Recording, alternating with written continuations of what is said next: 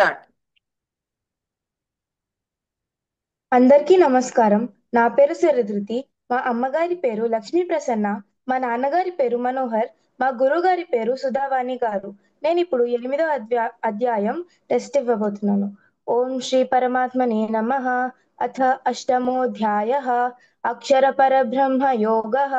అర్జున ఉవాచ కిం తద్బ్రహ్మ కిమధ్యాత్మం కిం కర్మ పురుషోత్తమ అధిభూతం చ కిం ప్రోక్తం అధిదైవం కిముచ్యతే अधियज्ञः कथं कोत्र देहेऽस्मिन् मधुसूदन प्रयाणकाले च कथं ज्ञेयोऽसि नियतात्मभिः श्रीभगवानुवाच अक्षरं ब्रह्म परमं स्वभावोऽध्यात्ममुच्यते भूतभावोद्भवकरः विसर्गः कर्म संज्ञितः अधिभूतं च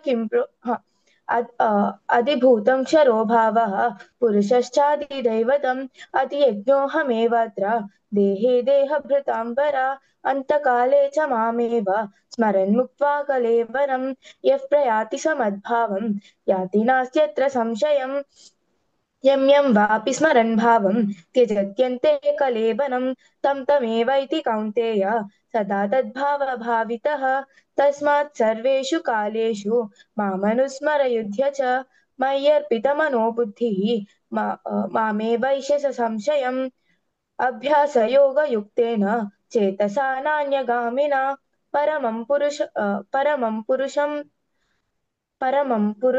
दिव्यम् परमं पुरुषं అంతే. పరమం परमं పురుషం पुरुषं దివ్యం. दिव्यं परमं पुरुषं दिव्यं याति पार्थानुचिन्तयन् कविं पुराणमनुशासितारम् अनोरणीयां समनुस्मरेद्यः सर्वस्य धातारमचिन्त्य रूपम् आदित्यवर्णं तमसः परस्तात् प्रयाणकाले मनसाचलेन भक्त्या युक्तो योगबलेन चैव भ्रुवोर्मध्ये प्राणमावेश्य सम्यक् सतं परं पुरुषमुपैति दिव्यम् यदक्षरं वेदविदो वदन्ति विशन्ति यद्यतयो वीतरागाः यदिच्छन्तो ब्रह्मचर्यं चरन्ति तत्ते पदं सङ्ग्रहेण प्रवक्ष्ये सर्वद्वाराणि संयम्य मनोहृदि निरुध्य च ऊर्ध्याध्यायात्मनः प्राणम् आस्थितो योगधारणम् ओमित्यैकाक्षरं ब्रह्म व्याहरन् मामनुस्मरन्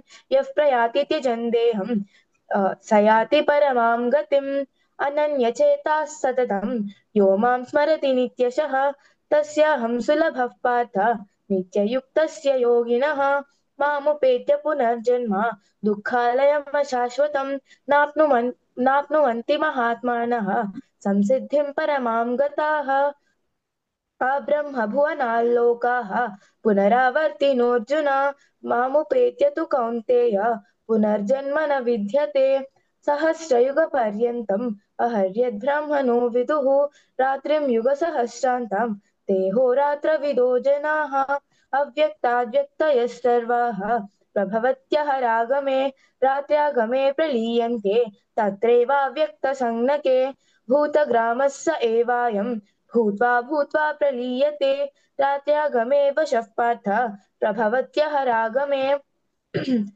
परस्तस्मात्तु भावोऽन्यः अव्यक्तो व्यक्ताः सनातनः यः स सर्वेषु भूतेषु अ, नश्यत्सु न विनश्यति अव्यक्तोऽक्षर इत्युक्तः तमाहुः परमां गतिं यं यं यं यं प्राप्य न निवर्तन्ते तद्धाम परमं मम पुरुषः स परः पार्थ भक्त्या लभ्यस्त्वनन्यया यस्यन्तस्थानि भूतानि येन सर्वमिदं ततम् यत्र काले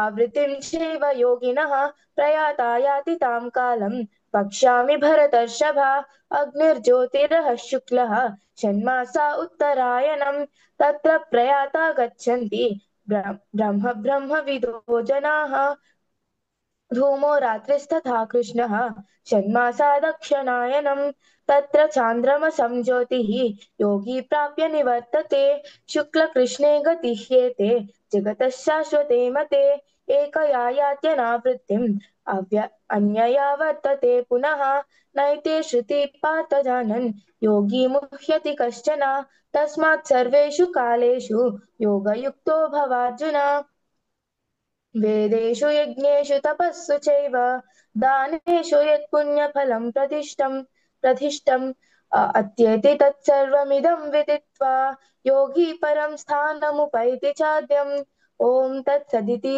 श्रीमद्भगवद्गीतासु उपनिषत्सु ब्रह्मविद्यायां योगशास्त्रे श्रीकृष्णार्जुनसंवादे अक्षरपरब्रह्मयोगो नाम अष्टमोऽध्यायः। బాగా చెప్పావు శరధృతి. ఒక్క ఫిఫ్త్ దానిలో యాతి నాస్త్యత్ర సంశయం అన్నావు, సంశయ. సెవెంత్ శ్లోకంలో కూడా సేమ్ మామే వైశ్యస్య సంశయం అన్నావు, అక్కడ కూడా సంశయ. ఇది క్లాస్లోనూ నువ్వు అక్కడ మిస్టేక్స్ 2 టైమ్స్ ఒకసారి చెప్పేదానివి, ఇక్కడ రెండు అయినాయి అంతే చిన్నవి. ప్రొనౌన్సియేషన్ మెమరీ అంతా బాగుంది, బాగా చెప్పావు నాన్న.